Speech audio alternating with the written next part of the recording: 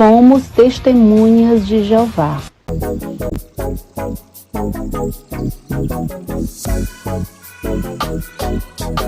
Meu nome é Roberta de Oliveira dos Santos Alexandre. Eu tenho 49 anos. Eu fui criada num... Eu não sei nem dizer se foi... eu fui criada como testemunha de Jeová, né? Porque o meu pai era batizado quando eu... no que eu me lembro E a minha mãe era do contra. Ela não, nunca gostou da religião dele, não. E aí o pai levava nós pro salão do reino. Eu e meus irmãos, né? Era tudo pivete. Aí o pai levava nós pro salão do reino. E aí a gente... E ele era muito rígido, né? E a gente cresceu nesse regime, assim. Dava domingo, tinha que ir pra reunião. Doido para assistir os Trapalhões e não podia, porque ele obrigava a gente... Ele mandava a mãe arrumar nós para ir para reunião e nós doidos para assistir os Trapalhões. Tinha dia que a gente conseguia... Eu, pelo menos, conseguia me livrar de ir para a reunião e ficava assistindo, né? Mas ficava com a consciência pesada desde pequena. A consciência já acusava, poxa, troquei a reunião pelos Trapalhões para assistir filme. Ou então novela, mas era isso mesmo. Foi assim que a gente foi criado, né? E aí, quando eu fiquei adolescente, eu tava assídua nas reuniões, eu levava o meu irmão pequeno, que hoje já tá grandão, né? Já tá adulto, já é pai de família, tem 2 filhas, e eu sempre levei ele comigo, ele era muito apegado comigo. Ele era tão apegado, e branquelo igual eu, você acredita que eu com pleno 14 anos, alguns diziam que o menino era meu filho, sabe? Porque o menino era muito apegado comigo, muito apegado mesmo. Eu que cuidava dele, né? E aí tem umas irmãs queridas lá que chegaram de dizer que ele era meu filho, né? Afirmar, né? Sem saber de nada. Aí tá. Eu dizendo, ele é meu irmão. E aí a gente foi crescendo. Ele gostava muito o nome dele é Tiago. Ele gostava muito de brincar, de fazer discurso. Foi bitoladinho igual eu, né? Muito dedicado. E aí tinha o meu irmão mais velho por parte de pai, que também, depois que casou, ele se apegou né? Passou a estudar a Bíblia, se dedicou, se batizou. Também teve 2 filhas, né? E aí, como ele via lá em casa, era desmantelado demais, ele me chamou para morar com ele, né? E aí eu aceitei o convite, porque lá em casa, meu Deus, era um caos. O pai foi desassociado porque não conseguiu se livrar da bebida. E aí ele não ligou mais para a família, né? E chegava em casa, era muita confusão e tudo mais. E engraçado que apesar dele bebo, ele pregava para as pessoas, né? Dava testemunho, é tanto que ele, com um testemunho que ele dava, ele conseguiu levar as irmãs dele para se batizar, a estudar a Bíblia e se batizar, né? Nessa organização. E algumas pessoas lá por onde ele andava. E aí abriu uma congregação lá. Por causa desse testemunho que meu pai dava, né? Continuando a história, eu fui morar com meu irmão, por parte de pai. Conheci o meu primeiro marido lá, nesse lugar. O nome do lugar lá se chama Nova Metrópole, né? e frequentava a congregação lá, a gente ia tudo direitinho no campo e tudo mais. Mas o esporte preferido do meu irmão era sair de casa, ou então quando tivesse com os queridos irmãos lá da congregação, meter a língua em mim, né? Pessoas muito maldosas, pessoas assim com a língua ferina, né? Que fazia questão de prejudicar a, a vida da pessoa por levantar falso testemunho. Eles faziam questão de falar mal, sabe? Da pessoa sem conhecer, sem dar oportunidade, né? E a gente, quando é jovem, nessa época eu fui para lá com uns 20 anos, me casei com 23, né? E a gente, inexperiente, é claro que vai fazer besteira, né? É normal, mas para esse povo é imperdoável. Eu estava sempre falando mal. Nunca eu fazia o suficiente para agradar a minha cunhada, né? Eu me esforçava para limpar a casa dela. Olha que eu trabalhava fora, né? E quando chegava, tinha uma pia de louça sorrindo para mim. E não importa o quanto eu tivesse cansada, eu tinha que lavar aquela louça, né? Tinha que fazer as coisas. E morando na casa dos outros, né, de favor, aí tinha que fazer, né, gente? Não tinha pra onde correr. E aí conheci o meu primeiro marido, talvez pelo fato de a gente querer fugir dessa realidade que a gente enfrentava, né? Ele com a família dele muito grande e muito problemática, e eu também com a minha, né? Então a gente resolveu se casar com 23 anos, né? Muito jovem, inexperiente, tanto um quanto o outro, né? Mas encaramos, fomos para Cuiabá, né? Continuamos na organização e lá foi outro suplício, né? Porque eu nunca tinha saído da minha terra. Ele já tinha experiência, né, de viajar. A família parecia nômade, vivia se mudando de um canto para o outro. Então eles estavam acostumados, né? Mas eu não. Eu nunca saí da minha terra. Fui morar num lugar chamado Cuiabá. Meu Deus do céu, que lugar horroroso. Eu sinto que aquele lugar para mim foi o meu exílio, sabe?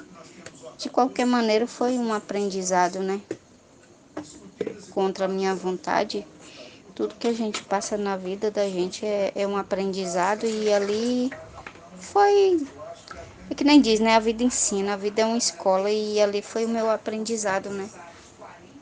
E aí, ali eu passei quase 15 anos da minha vida casado, né? E era um casamento que a gente pensava, como a gente não tinha experiência, a gente achava que tinha amor um pelo outro. Foi um casamento muito sofrido, né? A criatura sofria de depressão, tinha problemas assim, mas eu não queria me separar, né? Porque geralmente a mulher, ela quer apostar até a última ficha no casamento. O casamento pode estar uma porcaria, mas pelo menos no meu ponto de vista, eu não queria ter esse estigma de ser mulher desquitada, né, separada, né? Porque pra mim eu ia ser mal vista. Já era, né? A negada vivia falando mal, e aí ia ser só mais um adicional no meu currículo de pessoa, ser humano imprestável, né? Aos olhos da organização dos irmãos queridos. Então não teve como evitar, né? Veio a separação, um casamento muito desgastado, né? Mas é como eu disse, né? Tudo na vida da gente é um aprendizado. Então, tá ruim, mas tá bom. Mas, de qualquer maneira, eu sou agradecida a ele por ele ter me libertado desse casamento, né? Que para mim era uma prisão sem muro, mais um, né? E quando eu tava lá, eu via muito coisa assim. Era pleno ano 2000, 1990. Nós chegamos lá em 93, se eu não me engano, foi 94, uma coisa assim.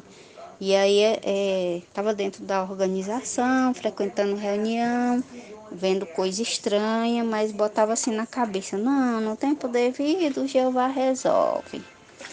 E aí via aquelas coisas estranhas acontecendo, né?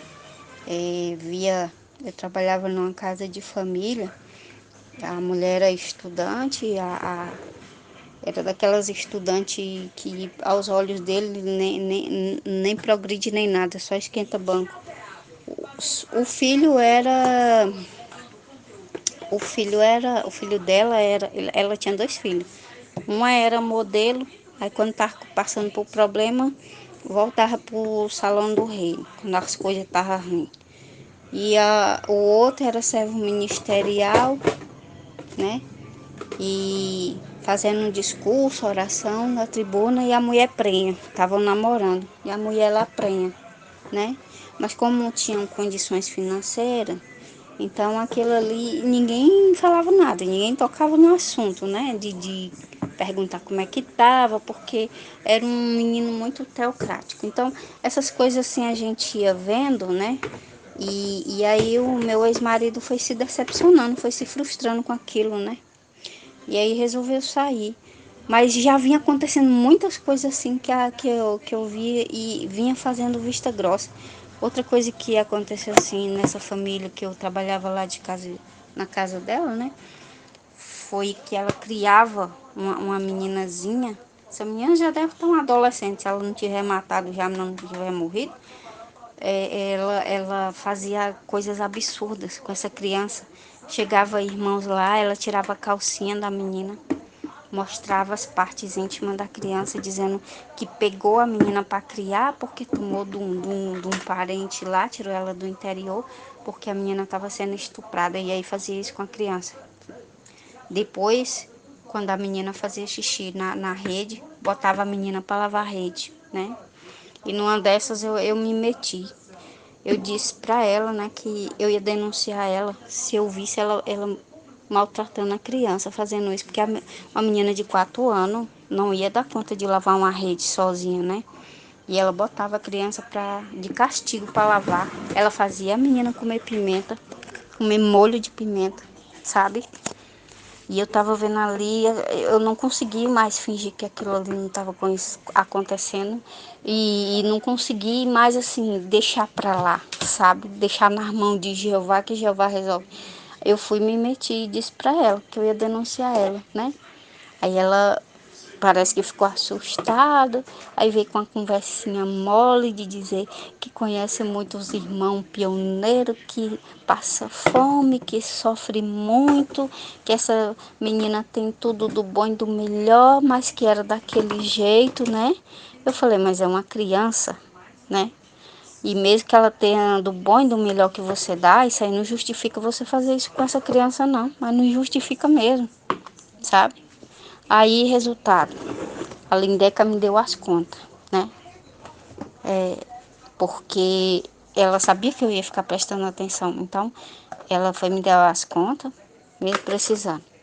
Eu falei com os anciãos, não vi os anciãos tomando providência nenhuma. Eu vi os anciãos tomando providência, sabe de quê? Porque onde a gente morava ali era grilo, né? E aí eles foram. É tipo assim, a corda sempre arrebenta pro lado mais fraco. E essa frase vale mais do que tudo nessa organização. Então, quando era uma coisa assim, eles vinham em cima da gente, chamar a atenção, fazer visita de pastoreio e tudo mais, né? Então foi essas injustiças que ia acontecendo, né? Fazer vista grossa pros ricaços lá, pros que tinham condição e dava contribuição boa. E os coitadinhos que nem nós, passando necessidade, era os problemáticos tava sempre levando uns puxão de orelha, né? Nessas visitas de pastoreio. Então, o meu ex-marido, ele foi percebendo isso e disse, não vou mais não. Não vou mais não, tá tendo muita coisa aí que eu não concordo, né? Isso aí já era no ano 2000. E aí eu fiquei preocupada porque estava falando muito que o ano 2000 era o fim do sistema, né? E aí eu pensei assim, ele disse, passou assim, daí eu indo para a reunião, mas estava tendo problema lá, né? Aí ele disse assim, você também não vai mais não. Eu não vou mais lhe buscar de jeito nenhum nesse salão do reino. Aí foi o jeito de eu obedecer, né? Mas eu fiquei, meu Deus, se for da tua vontade, Pai, eu ser destruída por causa desse Armagedon, então que seja. Que ocorra segundo a tua vontade, não a minha. Aí saí, né? Mas assim, preocupada, aquela preocupação, porque essa religião, ela faz uma lavagem cerebral nas pessoas à base do medo, né? Que todos nós conhecemos. Inscreva-se no canal, deixe o seu like, compartilhe o vídeo, faça a sua parte para ajudar outros.